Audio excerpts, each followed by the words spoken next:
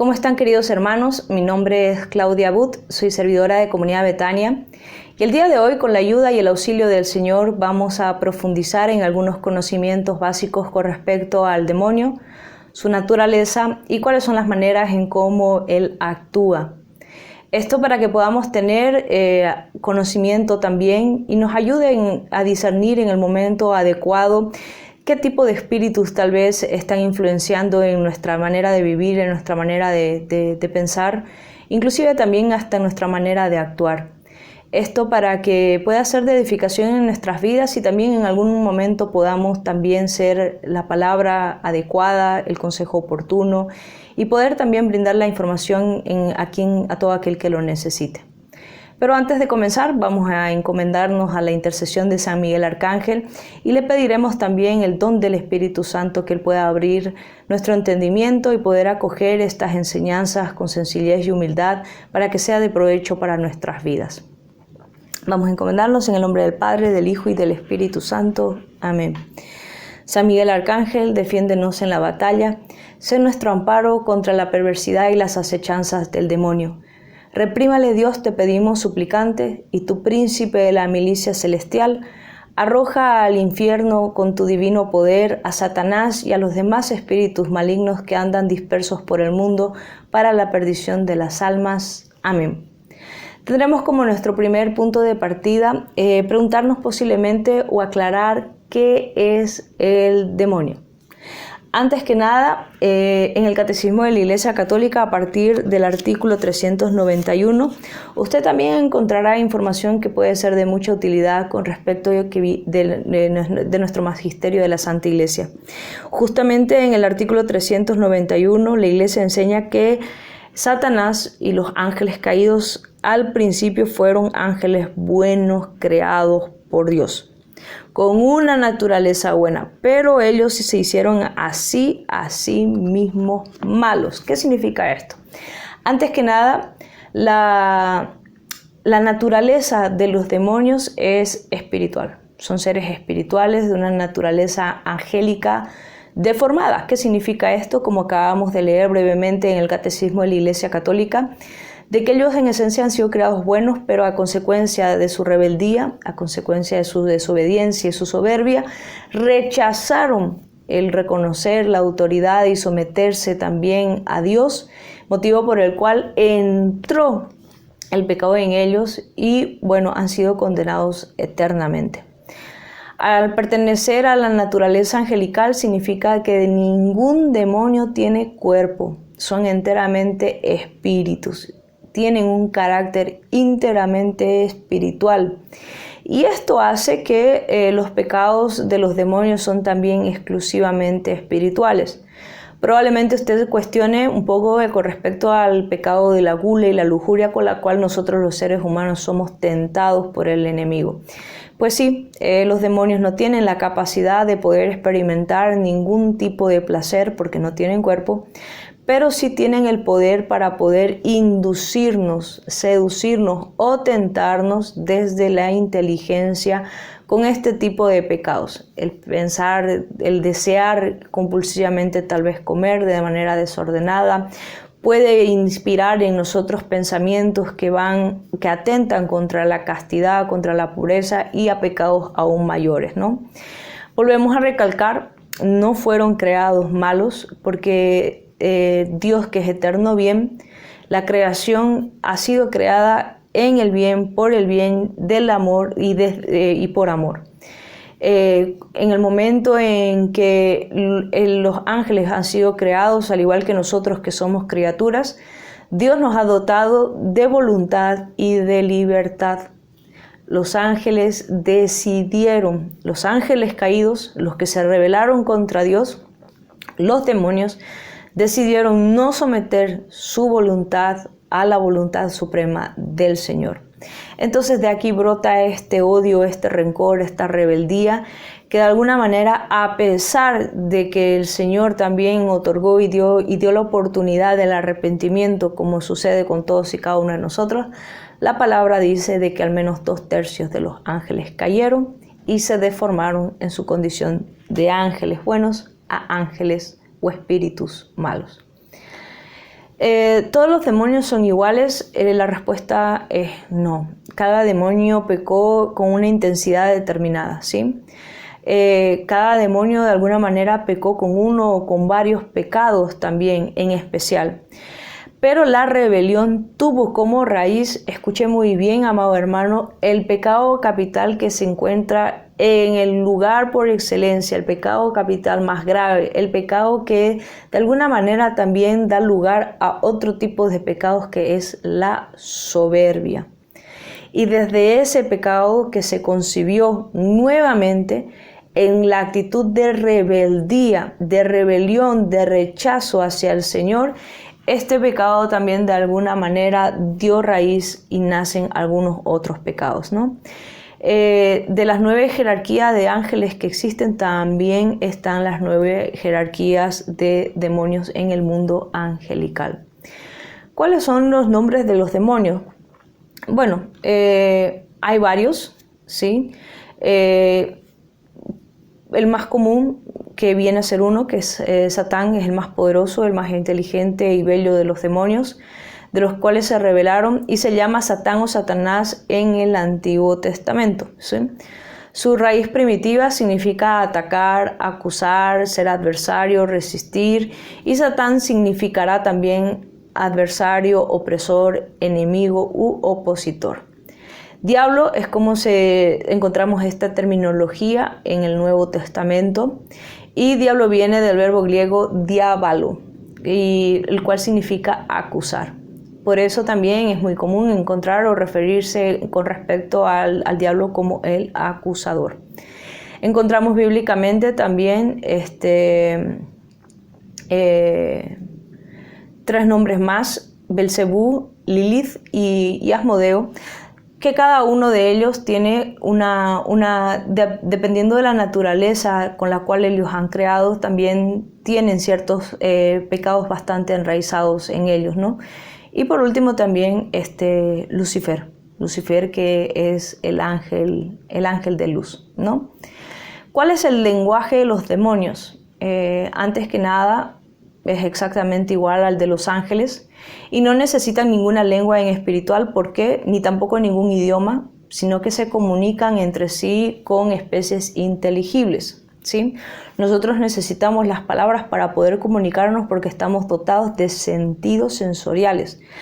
Pero en el caso de los ángeles y los demonios, ellos se transmiten directamente pensamientos en estado puro, sin necesidad de estas mediaciones o signos como nosotros lo necesitamos, ¿no?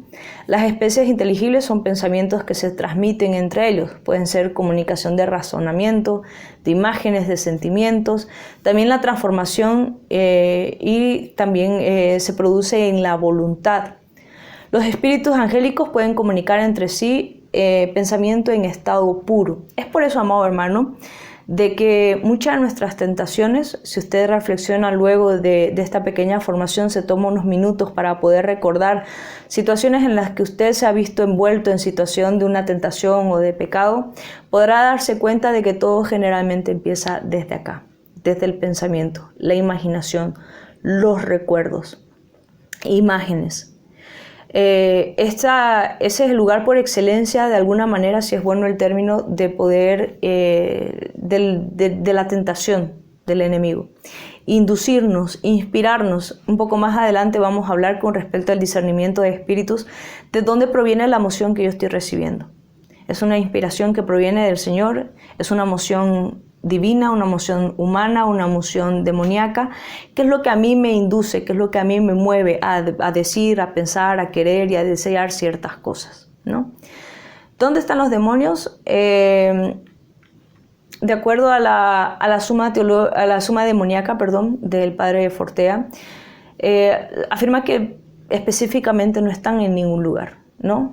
Sí existen, pero no en un lugar específico. Hay que comprender de que el infierno y el paraíso no son lugares terrenales, no son lugares que tengan una ubicación física, porque se encuentran en un estado enteramente espiritual.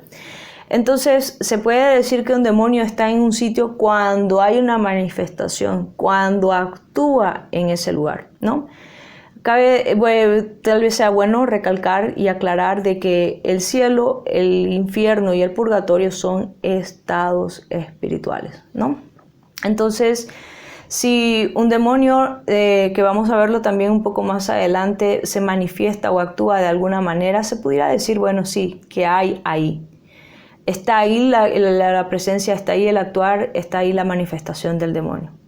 Dicho de una manera muy, muy breve y tal vez bastante precisa, el demonio es un ser perverso, pervertido y pervertidor. El objetivo que él tiene de alguna manera es distanciarnos, apartarnos, crear una brecha, fragmentar nuestra relación con Dios, nuestra relación de fidelidad, nuestra relación de amor, nuestra confianza, poder poner en riesgo nuestra salvación también. ¿Por qué? Porque el objetivo de la tentación, el motivo por el cual el demonio tienta a los hijos de Dios, es para que los hijos de Dios puedan rechazar también a Dios como su Señor, rebelarse contra su palabra, rebelarse contra sus mandamientos y de esta manera también fragmentar, poner en riesgo nuestra gracia, nuestra fidelidad y nuestra entrega hacia el Señor. Con respecto a la fenomenología, ¿qué significa esto? ¿De qué manera el demonio actúa? Bueno, también el padre Fortea identifica tres: de manera natural, de manera preternatural y de manera... hay un término que muchas veces se lo utiliza, que lo voy a incluir acá más que todo para poder aclarar, es sobrenatural. La manera natural del actuar del demonio, la manera más natural es la tentación. La preternatural es una actuación que va mucho más allá de la naturaleza, ¿sí? De la naturaleza y del orden del universo material. Lo que es fruto de una actuación natural o angélica o demoníaca preternatural, la palabra proviene también que significa más allá de la naturaleza. Por ejemplo, que un objeto se pueda mover, que ciertos artefactos se puedan encender y que sucedan ciertas cosas sin la influencia, sin el actuar humano. Este término preternatural es adecuado que lo utilicemos cuando sí hay una manifestación del demonio. En cambio, la manifestación o el actuar sobrenatural es la actuación que va más allá de cualquier naturaleza creada. Y este término, este campo, este actuar está reservado exclusivamente al obrar propio de Dios. Por ejemplo, Dios puede crear algo de la nada, el demonio no. Es muy importante aclarar también de que el demonio no es un ser omnipotente, ¿sí? No deja de ser una criatura que está sometida al señorío y a la voluntad del Señor. Usted se preguntará, ¿y entonces por qué el mal, por qué el demonio actúa? ¿Por qué suceden estas cosas? La verdad es que es un misterio. Pero no hay absolutamente nada que suceda que esté fuera del alcance del conocimiento y de la voluntad del Señor. Otras tres maneras de actuar del demonio es la influencia, que puede ser interna o también puede ser externa, ¿sí? La influencia es un fenómeno por el cual un demonio ejerce cierta influencia sobre el cuerpo o sobre la mente de una persona, pero sin llegar a poseer el cuerpo, que es la manera de manifestación última, más grave y menos usual en el demonio. Entonces, con respecto a la influencia interna, el demonio puede ejercer la influencia desde dentro del cuerpo de la persona, como habíamos mencionado hace un momento, y esta puede llegar a sentir intensas y persistentes tentaciones que se pueden prolongar muchas veces durante días, semanas o meses. Un ejemplo, pensamientos obscenos, palabras que tal vez no las logramos pronunciar, pero pensamientos blasfemos, insultos hacia Dios, pensamientos que puedan tener de alguna manera también, puedan inducirnos a causar daño a otras personas o causarnos a nosotros mismos también. Y también una influencia, el demonio puede provocar ciertas enfermedades, ciertos problemas de salud cuyo origen también se encuentra en el mal. En cuanto a las influencias externas, el demonio ejerce su influencia fuera del cuerpo, ¿sí? La persona puede ver sombras, puede sufrir terribles pesadillas, puede sufrir tentaciones, pero todo lo que está del cuerpo hacia afuera, ¿sí? Otras tres maneras de actuar del demonio es la infestación, la vejación y la posesión, que es la más grave, ¿no? En cuanto a la infestación, es el fenómeno por el cual los signos de una presencia demoníaca se manifiestan no en una persona, sino en un lugar, en un objeto o en un animal. Se puede hablar de una infestación demoníaca, por ejemplo, cuando sin ninguna explicación razonable y natural, en cierto ambiente, por ejemplo, que en algunos casos de brujería, aparecen sapos, aparecen escorpiones, aparecen moscas, en lugares que no deberían estar. Amado hermano, un criterio sano de discernimiento también es ver si aquello que acontece, aquello que está sucediendo, tiene una explicación natural. Tiene una explicación que haya sido consecuencia de algo en específico. Un ejemplo sencillo, si yo dejo la basura muchos días en el basurero, que tal vez pueda tener restos de carne, tal vez esta naturalmente se va a descomponer y por ende va a atraer ciertas pestes. Pero si nos encontramos en un lugar donde la limpieza, donde el orden, donde la altura, donde las condiciones climáticas tal vez no son aptas y no deberían dar lugar a presencia de ciertas pestes, puede dar lugar y sería ideal aplicar un tema de discernimiento. Entonces, la infestación es la manifestación del demonio, el actuar del demonio en objetos, en lugares y en algunos casos también en animales. La infestación nunca provoca una posesión alguna de ninguna persona que vive en el lugar. Es una perturbación, que es otro término bastante interesante y tal vez adecuado también, ¿sí? Y la causa de la infestación suele ser que en ese lugar generalmente se hayan practicado ritos esotéricos, satánicos, misas negras, invocación de espíritus, Ouija y un montón de cosas, ¿sí? Sí quisiera aclarar algo, amado hermano. Para que el demonio actúe, uno tiene que darle de alguna manera una cabida. Para que haya una infestación en un lugar, algo ha tenido que abrir, entre comillas, la puerta a que él pueda ingresar, ¿sí? Son casos muy extraños de que de la nada sucedan ciertas cosas en lugares que no corresponden. Aún así, si el Señor lo permite, inclusive hasta allí hay siempre un propósito. En el caso de la liberación, se debe orar por la liberación del lugar, ¿sí? En el caso de la vejación, son males muy grandes provocados a los hombres, a los seres humanos, pero sin que tampoco haya posesión. Pueden ser físicas, pueden ser en la mente y puede ser afectos. Por ejemplo, el Padre Pío en alguna ocasión y muchos santos han sido vejados por el demonio. Si bien el demonio no tiene cuerpo, no tiene un brazo, no tiene manos, el demonio de alguna manera también puede mover objetos y puede, como era en el caso del Padre Pío, provocar algún daño corporal. En alguna ocasión el demonio lo tiró al piso y bueno, el Padre Pío sufrió un golpe, ¿no? Pero nuevamente estas cosas, el actuar del demonio no está por encima de la soberanía y del conocimiento de Dios. Es un requisito que únicamente a la gente pecadora o este tipo de cosas únicamente sucede y acontece o lo sufren las personas en grandes situaciones de pecado, no. Como mencionaba hace un momento, grandes santos con una vida digna, intachable a los ojos del Señor y también a los ojos de nosotros los humanos, han sufrido vejaciones, han sufrido tormentos, han sufrido grandes pruebas provocadas por el demonio. Amado hermano, es importante que sepamos que cuando nosotros padezcamos de estos sufrimientos, entre comillas, injustificadamente, no injustamente, injustificadamente, nosotros también podemos ofrecer todos estos padecimientos para la conversión de los pecadores y también para nuestra propia conversión. Debemos aprender a sufrir con amor, con fidelidad, con paciencia, llevar adelante estas pruebas confiando plenamente en el amor del Señor y no ceder al propósito que siempre será rebelarnos contra Él. El demonio es paciente en su manera de obrar.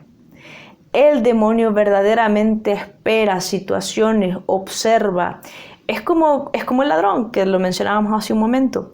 El ladrón examina, el ladrón evalúa, el ladrón se toma todo el tiempo necesario para poder conocer, investigar e identificar los lugares flacos, débiles y menos resguardados de una casa antes de entrar a robar. Ningún ladrón en su sano juicio se entrará a un lugar muy bien protegido, con guardias, con cerca, con sistemas, con vigilancia. No tiene sentido. Pero donde encuentre un espacio flojo, un espacio débil, un espacio descuidado, aprovechará la ocasión para entrar a robar. El demonio quiere robarnos nuestra salvación. El demonio quiere robarnos nuestro estado de gracia. Ahora, en el caso de la vejación, habíamos mencionado de que estas manifestaciones en algunos casos se dan justamente por prácticas esotéricas.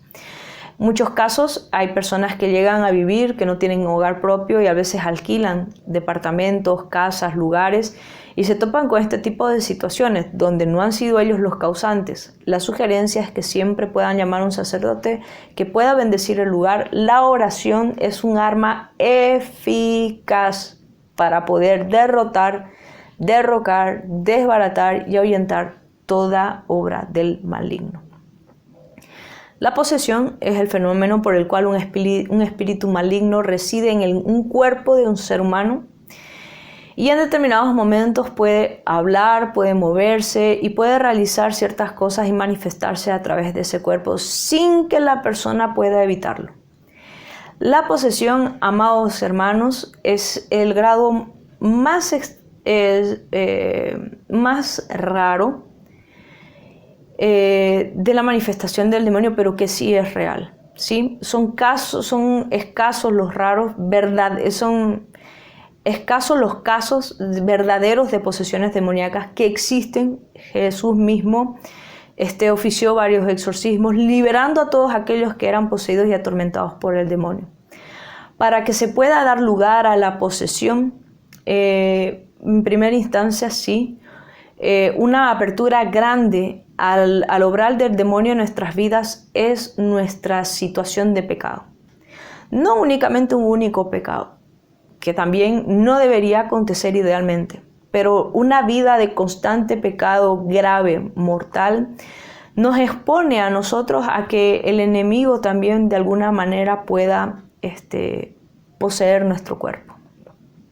Es importante aclarar que el alma le corresponde única y exclusivamente al Señor.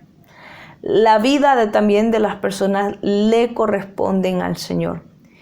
Es una situación muy lamentable, es una situación muy triste, de mucho sufrimiento, tanto para la persona posesa como para su entorno. Pero, amados hermanos, no debemos perder de vista jamás que hasta del peor mal el Señor puede sacar un bien. Muchas familias y en muchas ocasiones personas creyentes y en algunos casos hasta ni siquiera no cristianos han buscado al Señor para que pueda atender con prontitud este tormento. Y gloria a Dios por ello, porque para que una persona posesa pueda recibir la liberación a través de un exorcismo, es importante la vida de oración y la intercesión también de aquellos que lo rodean. El amor vence siempre el temor, ¿no? Ahora, ¿qué sucede? ¿Qué es lo que uno tiene que hacer para dar lugar o cabida a una posesión? Bueno, habíamos mencionado una vida en situación de pecado, consagraciones al demonio, pactos con el demonio, misas negras. Hay muchos casos de testimonios relatados por exorcistas muy conocidos y muy referentes en la Iglesia Católica, donde inclusive se dan casos de posesiones hasta por prácticas de la nueva era. Reiki, yoga, meditación y todas estas cosas que antes que nada son muy contrarias a nuestra iglesia, muy contrarias a los mandamientos del Señor de tener la confianza y amar a Él por encima de todas las cosas. Vamos a mencionar dos manifestaciones más del demonio, que uno es el maleficio y el otro es el hechizo, que hay una diferencia entre ambos, ¿no? El maleficio es la operación por la cual se hace para dañar a otro con el concurso de los demonios. Lo primero que hay que aclarar, amado hermano, es que el que hace un maleficio, créame que es el que se hace más daño que aquel a quien quiere dañar, ¿sí? Es importante aclarar también que nunca se invoca al demonio en vano. El demonio no sabe jugar. Y aunque usted quiera adquirir un beneficio, algo bueno, que no es en nombre del Señor,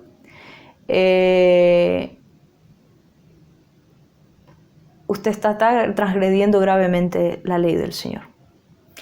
También es importante aclarar que ningún maleficio tiene efecto solo si Dios lo permite. Y si el Señor lo permite, también tiene un propósito. Usted se podrá preguntar, y bueno, ¿yo qué puedo hacer? ¿Cómo quién sabe? ¿Cómo quién sabe? Miren, a las consejerías llega una cantidad impresionante de gente diciendo que tiene un maleficio. Porque hay ciertas cosas que no le salen, porque tiene problemas financieros. Los maleficios existen, sí. Tienen la mejor manera que nosotros podemos tener para vivir protegidos, no solamente del maleficio, no solamente de las infestaciones, sino hasta para poder llevar adelante y poder sobreponernos y superar las tentaciones, es una vida de oración, una vida sacramental y una vida libre de pecado mortal. El hechizo es aquella operación que se hace para poder obtener algo bueno, pero con el concurso de los demonios. La diferencia entre maleficio y hechizo está el resultado o el objeto que se desea. El maleficio es para maldecir a alguien y el hechizo es para tratar de obtener algo bueno. Por ejemplo, hay muchos amarres o hechizos para garantizar el amor, para hacer que la persona vuelva, para que se enamore únicamente de mí, etcétera, etcétera. Entonces, el único que da bien, que puede obrar bien gratuitamente es el Señor, amado hermano. Para el demonio no hay nada gratis. Y para el demonio todo es en serio porque su fin, su objetivo es que nosotros podamos perder de vista nuestra salvación. La tentación es la manifestación y el obrar ordinario del demonio. Todos somos tentados en mayor o en menor medida. El objetivo nuevamente es hacernos incurrir en una falta. Las tentaciones pueden ser normales, pueden ser intensas y también pueden ser lo que le llaman muchos santos la noche de espíritu, ¿no? Dios permite que en nuestra existencia sobre la tierra haya bien y mal, porque la vida es una prueba antes del juicio. Entonces, nuestro camino de conversión, nuestras pruebas, las situaciones en las que nosotros nos vemos sometidos, es un camino, la conversión es de toda la vida, amado hermano, hasta el último de los tiempos, hasta el final de nuestros días. Alguna vez le preguntaron a un santo, ¿hasta cuándo voy a tener que luchar? Y el santo respondió, hasta 15 minutos después de muerto. Entonces, el poder mantener nuestro estado de gracia, nuestra fidelidad, nuestro amor absoluto y nuestra consagración, nuestra vida consagrada enteramente al Señor, es una batalla que se desencadena día a día. Obviamente que cuando ya la persona se encuentra verdaderamente esclavizada ante un pecado, ya el demonio no muchas veces se toma el tiempo, por así decirlo, de tentar. Porque ya el pecado se quedó ya en la persona como un vicio. Entonces la persona ya no necesita ser tentada para transgredir y para desobedecer y para actuar en contra de las leyes de Dios. Y bueno, es importante aclarar algo. En cualquier instante todos tenemos la oportunidad y está pronto a nuestro auxilio el Señor, su sacramento, su perdón, su misericordia.